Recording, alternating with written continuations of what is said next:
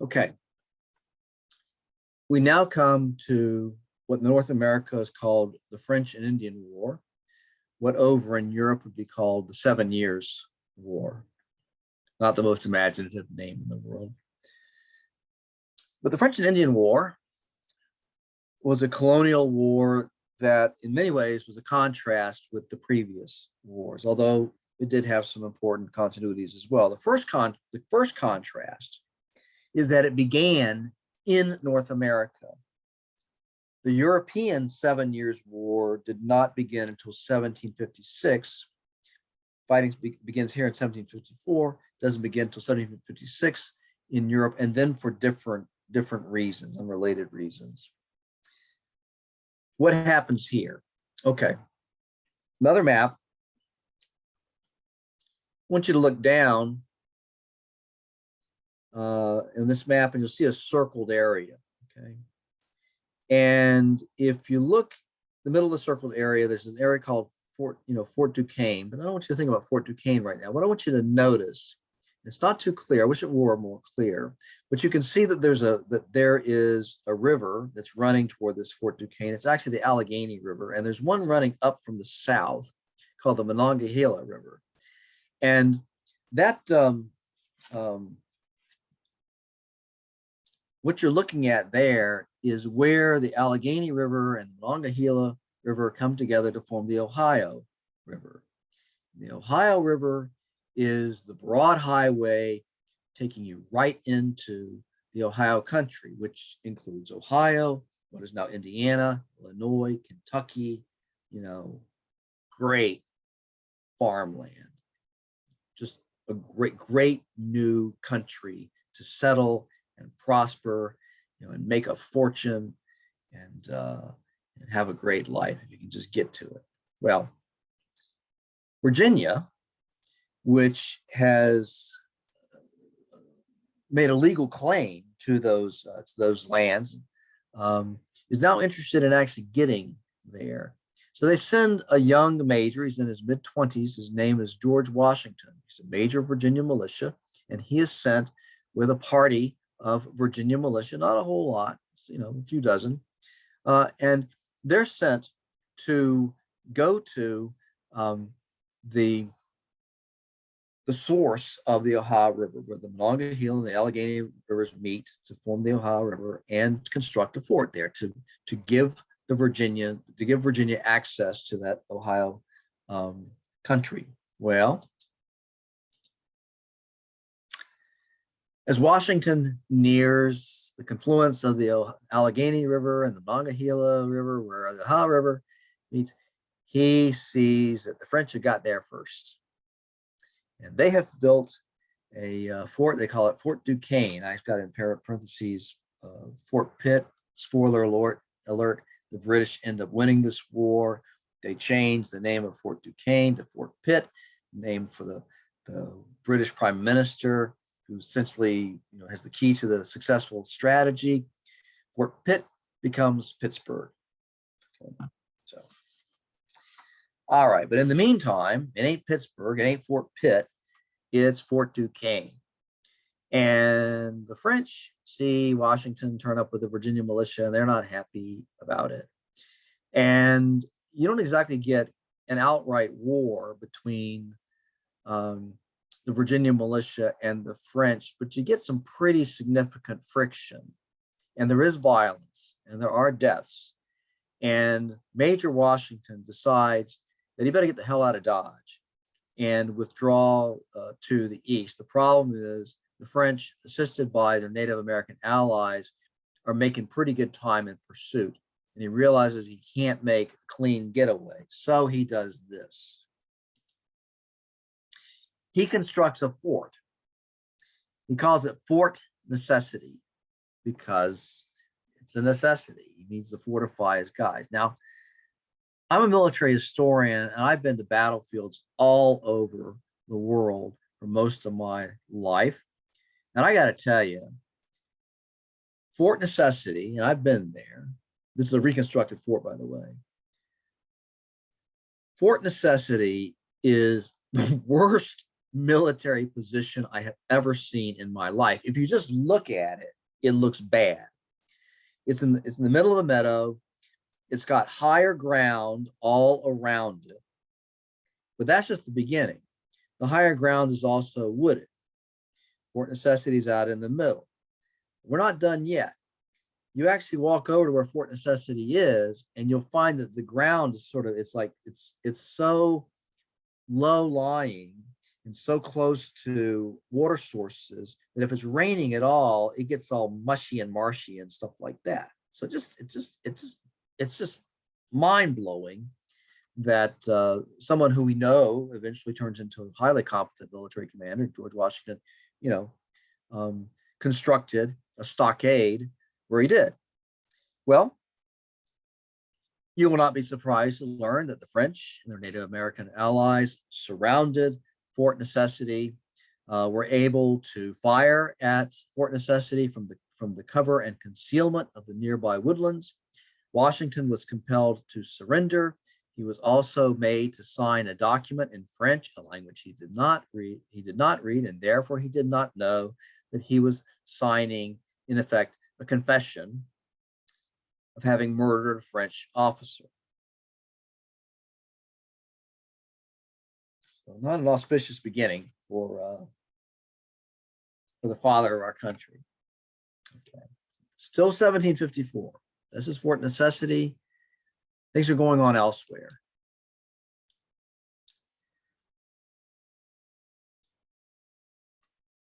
Colonists, they see a new war with France on the horizon, and they're thinking about it. And they're realizing that although the English colonists, are far more numerous than the French, they've had difficulty holding their own. Why is that? Well, it's because the English colonists are spread all along the Atlantic. And there's 13 of them, 13 separate colonies. And the French are concentrated in the St. Lawrence Valley. The English, to repeat, divided into 13 colonies. The French had a unified administrative system. How do you solve this problem? Well, one way of solving it is proposed by Benjamin Franklin. Other people have the idea too, but Benjamin Franklin really, he gets it and runs with it. He's got his own newspaper, and he puts this famous famous cartoon in it. It says "Join or Die," and it's got this snake. It's all hacked up into bits, and I'm pretty sure this snake in real life would be dead already. But rhetorically, at least, if it can sort of get all together, it will be a living snake. So South Carolina, North Carolina, Georgia doesn't really exist yet. Not really an issue. North Carolina, Virginia, Maryland, Pennsylvania, New Jersey, New York, New England, they come together.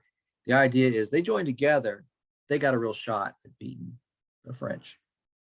So this is an attempt, first attempt to unite the 13 colonies.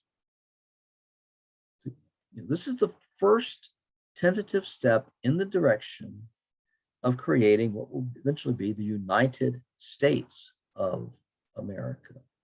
Right now, these are separate colonies. They don't think of themselves as being Americans or anything. They think of themselves as being Virginians and Marylanders and so forth. Okay, this is the first step in the direction of unity. Now, it's unsuccessful. The colonies rejected it.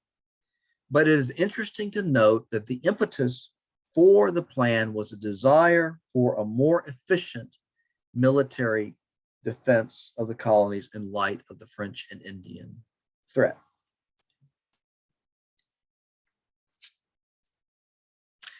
Next year, 1755, a British army arrives under the command of General Edward Braddock. And Braddock sends his army on toward Fort Duquesne to capture Fort Duquesne. And he's got a pretty good sized army, and it's got supply wagons, and it's got cannon, and he can't just kind of go, single file through deer trails and that kind of a thing. No, what he does is he constructs a road as he goes along. And it is the beginning of the national road. You can drive it nowadays. It's called US 40. You can drive it through Maryland and on up into Pennsylvania. And of course, it was eventually extended, called the National Road, extended here, goes through Columbus, Ohio, and then on to Vandalia in Illinois. But the road was constructed to get Braddock's army to Fort Duquesne, and within a few miles of getting to Fort Duquesne, Sir Edward Braddock discovered something that the colonists had discovered decades before, which is that battles in North America don't go down the way that battles in Europe do. He got ambushed. He got ambushed by the Native American allies of the French. And he got mortally wounded.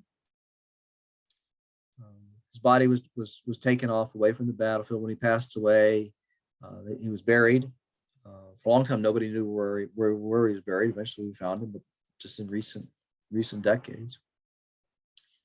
And the survivors, to the extent that they are kept organized and in a condition to continue to function and to defend themselves and to retreat in an orderly fashion, this is all handled by George Washington, who is part of this expedition. And here is where Washington begins to prove himself. He ain't the greatest military tactician that ever lived, but he was a leader. He was the kind of man that you instinctively followed. He just had enormous presence, gravitas, just a very centered person, a person of tremendous self-possession, which is the kind of person that you felt like you were in safe hands with him. And he got the expedition safely away. Well, getting the expedition safely away, something, but it's not winning the war. That's by no means. 1756, 1757, the war goes on, and it continues to be stalemated. There's a lot of interesting fighting that goes on in Lake Champlain in upstate New York. Have you ever seen The Last of the Mohicans? And by the way, go see the movie. It's cool, but it's set in the fighting that occurs in the Lake Champlain corridor. And there's a fort there called Fort William Henry. There was a massacre after Fort William Henry fell to the French. The French told the British, "Hey, fought honorably, honorable surrender. You may march, to we won't take you prisoner. You may march back to your to your garrison, over a few miles away, and nice job." And it was a privilege forcing you to surrender to us. Well, not so much.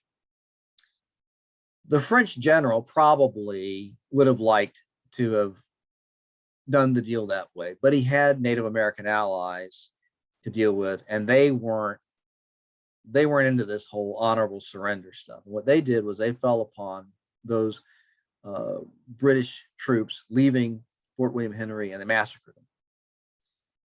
And that is the heart, by the way, of The Last of the Mohicans, the novel, and also of the film. It all really happened. Okay, that's 1757. Late 1757, you get the emergence of William Pitt. Now, William Pitt they don't quite have the idea of a prime minister yet, but William Pitt is effectively in the role of prime minister. He works for the King of Great Britain. He is sort of the foremost of the king's ministers, the chief executive officers. King can't do everything; he sort of delegates. And William Pitt is at the center of this. William Pitt comes up with a new strategy. Hitherto, the British have concentrated their military and naval efforts in Europe. What Pitt says is, this time we're going to do it a different way. This time we're going to concentrate our military and naval efforts against the French colonies. That's the new strategy. And it results in a major naval victory over the French at Quiberon Bay in 1759. That's off the coast of Brittany. And then also in 1759, a substantial British military expedition transported across the Atlantic and supported by British warships succeeds in doing something really very remarkable. They get to Quebec. It's not just a matter of getting to Quebec. Quebec is extraordinarily well defended. And the only real shot that Wolfe believed that he had at really getting up into Quebec City was to do something the French didn't expect. And that was to scale the very steep slopes, almost cliffs, that lead up from the St. Lawrence River up to the plain of Abraham, right behind me. Okay. He gets there. General Montcalm, he's inside Quebec. He's like, the British Army is out there. What the? And he decides that the thing to do is to come out and fight the British Army in the open. And they fight. They fight. Montcalm is mortally wounded, and James Wolfe is mortally wounded. And here's this, this painting that you're looking at on the right. That is, Montcalm dying romantically. I think he's in his mid-30s. Never got beyond that. He dies in this battle. And tell you a little story. Years later, we're talking 1850s. This young professor of natural philosophy at the Virginia Military Institute has just married the daughter of the man who runs Washington College. And they go on honeymoon. And this guy's name is Tom Jackson, and his wife's name is Ellen. And they go on their honeymoon with Ellen's sister. Yeah. Well, where they go on their honeymoon, there's more than one place they go to. One place they go to is Quebec. And they get to a statue in Quebec of James Wolfe, and it has his dying words, "I die content."